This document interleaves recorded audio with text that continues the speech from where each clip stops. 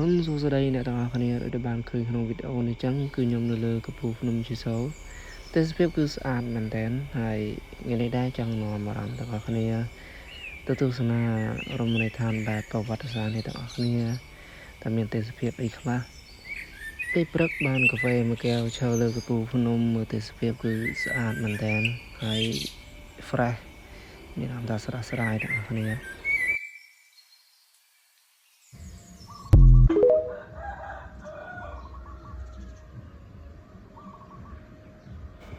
ម៉ោង 6:40 នាទីខ្ញុំចាប់ផ្ដើមធ្វើដំណើរចេញពីផ្ទះ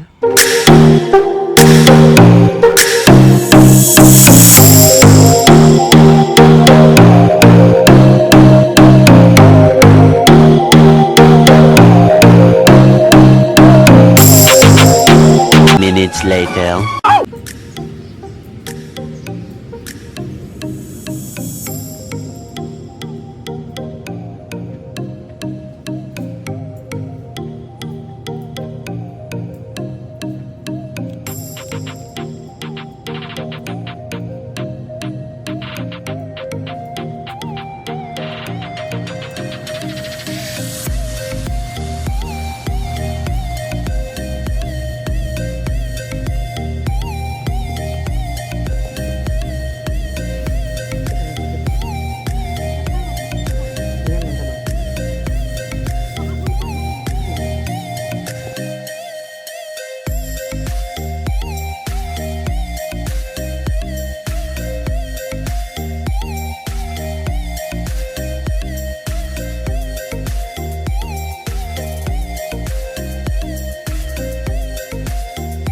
Twelve seconds later.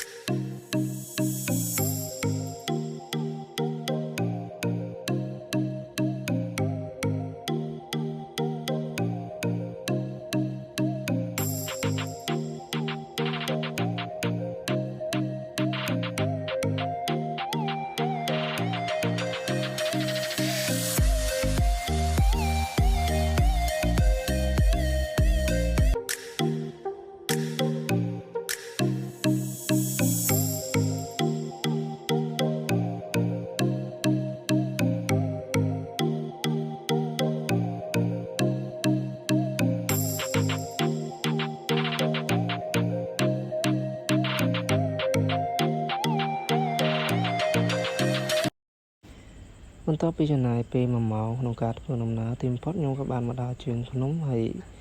កន្លែងនេះគឺខ្ញុំចូលផ្ញើម៉ូតូដើម្បីងាយស្រួលក្នុងការឡើងលើភ្នំ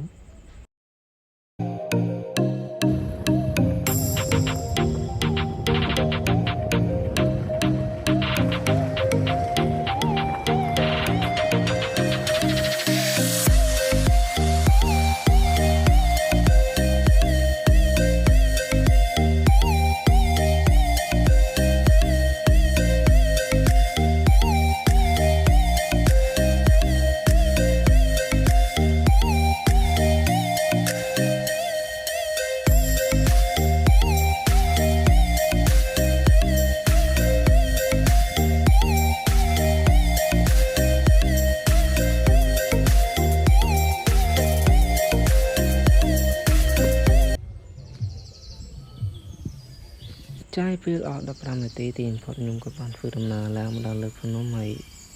ដោយដែលអ្នកនឹងឃើញហ្នឹងគឺទេសភាពស្អាតមែនទែនហើយមានជាការលក់វត្ថុអនុស្សាវរីយ៍ឬក៏ជាភេសជ្ជៈផ្សេងៗសម្រាប់ភ្ញៀវទេសចរ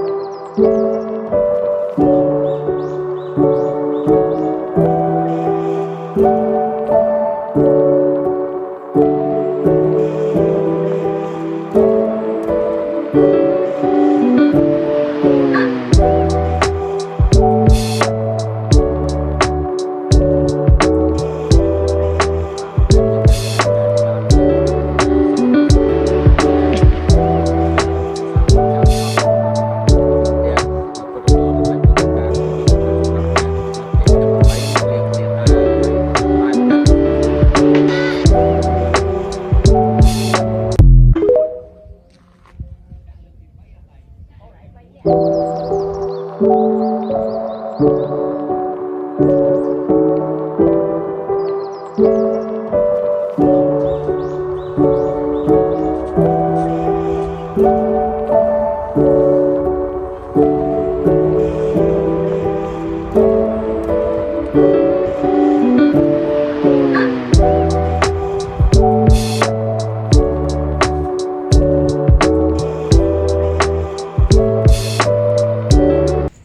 ្នំជីសូរមានកម្ពស់130 ម៉ែត្រ សំណង់ប្រាសាទភ្នំជីសូរត្រូវបានកសាងឡើងដោយព្រះបាទសូរ្យវរ្ម័នទី 1 ក្នុងឆ្នាំ102 ដល់ 112 នៃគ្រិស្តសករាជ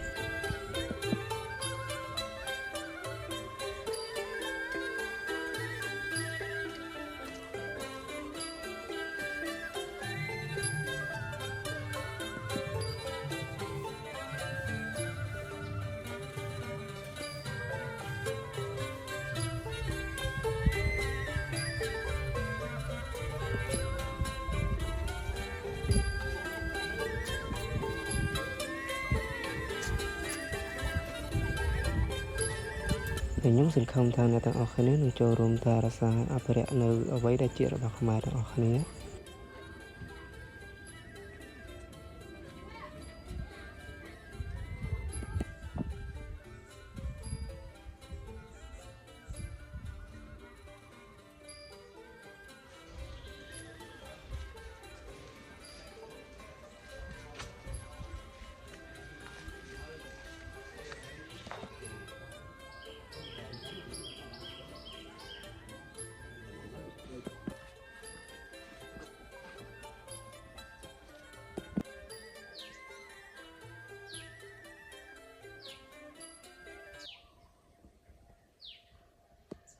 បន្ទាប់ពីដើរទស្សនាជុំវិញប្រាសាទក៏ដូចជាខាងក្នុងប្រាសាទយ៉ាងអស្ចារ្យទីបំផុតខ្ញុំក៏បានធ្វើដំណើរត្រឡប់ចុះទៅខាងក្រោមភ្នំវិញហើយដើម្បីយកម៉ូតូម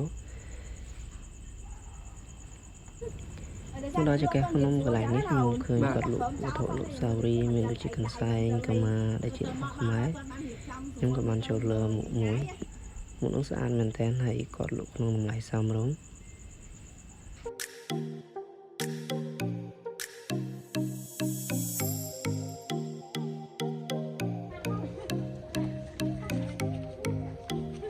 đây mua đi giờ mua mui